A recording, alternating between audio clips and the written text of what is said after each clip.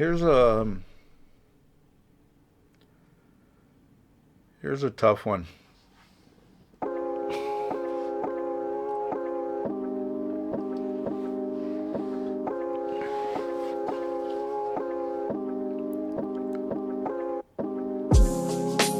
When I was going to school as a young boy, I was introduced to the class as being native, and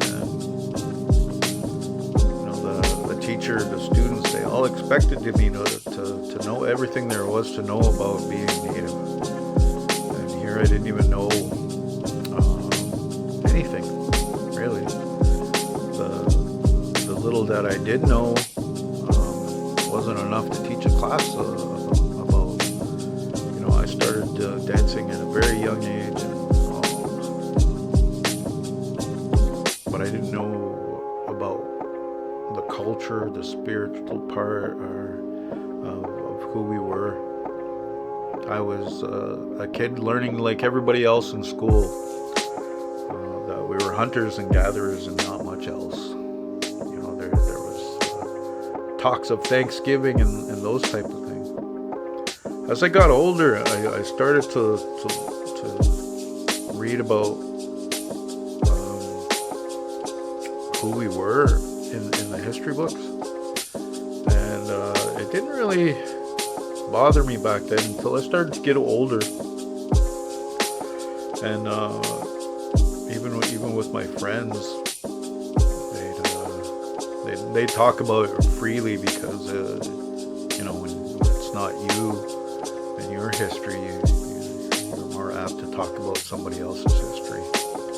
So, in the history books, it says we came here over the Bering Land Strait from Asia.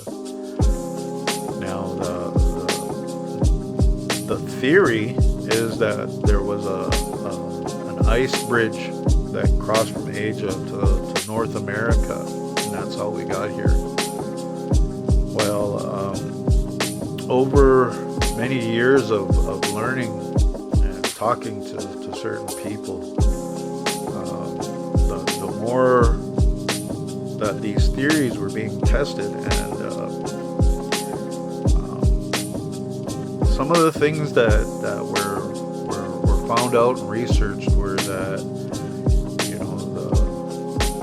there are pyramids that were here that predated the land bridge. So there was people here before that bridge, and then there was bones that were found that predated the new date that they put out that said, well, it must have been this long ago.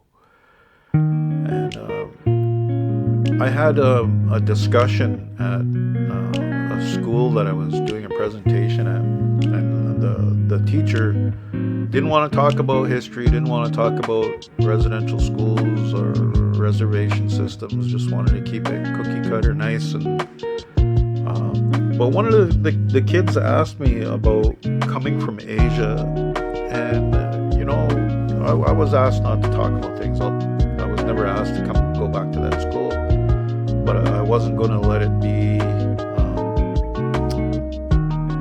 stuck in his head about us coming from Asia. And I basically laid down a few things, a little bit of knowledge for him, and I started to talk about these things, about the pyramids, the bones, and the other research that was out there. And one thing that they found out in Asia, where we supposedly came from, they did a lot of geographical digs, and they never found any of our skeletons or bones, pottery, utensils, and these type of things. I think the closest they came was probably the bow and arrow, but that was pretty much invented all over the world, and a lot of different races had that invention. So the vegetation at that point in time of the Bering Land Strait was plentiful in Asia at that time. And the theory was that we crossed this bridge in search of food, or chasing the food. Now, if there was plenty of food in Asia at the time, in vegetation, why would we cross this land bridge not knowing where it led in search of food? And how come there was no bones found, or utensils, and all of these things? So when I was talking, this professor of that was not wanting me to talk about these things started to dispute all of these things, and said, well, you guys had canoes. And I said, oh, that's going to have to be a pretty big canoe to cross the ocean. And he goes, well, you were really good at it, and all of these things. And he was really, really trying to have this debate. And so I said, so we had to dig up all of our bones, all of our utensils, and everything that ever showed that we existed to live in Asia, and put them in a canoe and cross an ocean. Not likely. Well, that professor got really red in the face, and he won't be asking us back anymore. And that's the thing that we often don't talk about, is the theory, and why it is a theory. And if it's a theory, why is it taught in the classroom? I don't know if it's taught anymore, but growing up, that's what was said about my people, was that we came from Asia. And to put a little side note on it, best friend growing up, his dad said he traveled to Asia, and he said, oh, I met your cousins, they look just like you. And I go, okay. And this was before I even heard about the findings of us not coming from Asia. And later on, I still remember what he said to me.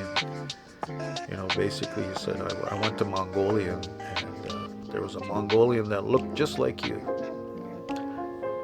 I used to grow a goatee, so maybe that's where he got it. It looked like Genghis Khan, I don't know. Anyhow, so that's just a little bit of knowledge that I wanted to share. Little tough teaching lesson that we need to start talking about, because I've heard people that I admire, George Carlin for one, that science guy that's always talks about us, and they still believe in the Bering Land Strait. George Carlin has passed, but this other scientist is still going on talking like this is common knowledge that we come from Asia. I'll have to find his name. I'll put it in a minute, and I'll just pop up and go, that guy.